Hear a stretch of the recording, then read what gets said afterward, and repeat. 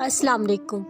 अल्लाह की रहमत हर ज़ख्म भर देती है, वो ज़ख्म भी जिनका भरना तुम्हें नामुमकिन लग रहा हो। मोहब्बत अल्लाह के कुन के सिवा किसी के मोहताज नहीं होती। मुझे कुदरत का एक अमल बहुत पसंद है, मकाफ़ाते अमल। सुकून सा आ जाता है ये सुनकर, जो जैसा करेगा वैसा भरेगा। और तुम्हारी तकदीर इतनी दफ़ा बदलती है जितनी दफ़ा तुम अल्लाह के आगे हाथ फैलाते हो। अल्लाह इंतज़ार के बाद नवाजता है, जैसे हज़रत यकूब अलैहिस्सलाम को हज़रत यूसुफ अलैहिस्सलाम से। अपने गमों और परेशानियों को सीने में दफन कर दो, अगर चेहरे पर से जाओगे कमज़ोर हो जाओगे। या अल्लाह तू रहीम है, रहम फरमा।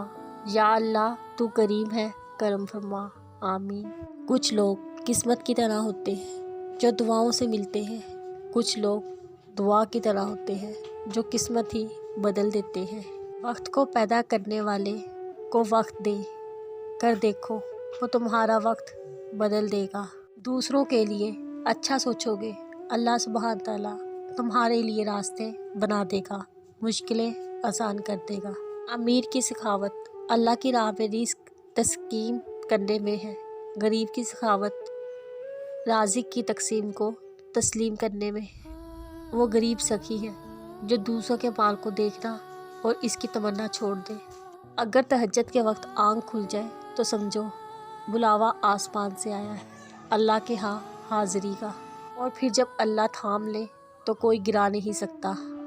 बाबा जी कहते हैं, बेटा अल्फाज जो भी हों जैसे भी हों, लोग मतलब हमेशा अपनी मर्ज़ी का निकालते हैं। सिर्फ़ अल्लाह है जो एक सजदे से अपना बना लेता है, वरना ये इंसान तो जान लेकर भी राज़ी नहीं होते।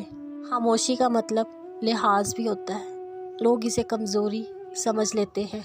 ज़ुबान का वज़न बहुत ही हल्का होता है, मगर बहुत कम लोग ही इसे संभाल पाते हैं। झूठ बहुत तेज़ दौड़ता है, लेकिन मंजिल पर सच ही पहुँचता है। मोमिन हर 40 दिन बाद किसी न किसी आजमाइश में मुब्तला किया जाता है। रास्ता एक ही था, हज़रत मूसा अलैहिस्सलाम गुज़र के फ़िरौन डूब गया। भरोसा रास्ते पर नहीं अल्लाह पर करो। ज़िंदगी की जंग खुद लड़ना पड़ती है, लोग सिर्फ़ मुबारकबाद देने या फातिहा ख्वानी के लिए आते हैं। हक बात कहने से मत डरो, क्योंकि ना को तो तुम्हें मौत दे सकता है, ना ही कोई तुम्हारा रिस्क कम कर सकता है। जब तुम्हें ज़िक्र इलाही सुनना अच्छा लगे तो जान लो अल्लाह को तुमसे और तुमको अल्लाह से मोहब्बत हो गई है। सजदा सोहू जब नमाज में गलती होती है, अल्लाह करीम ने सजदा सोहू करने को कहा है।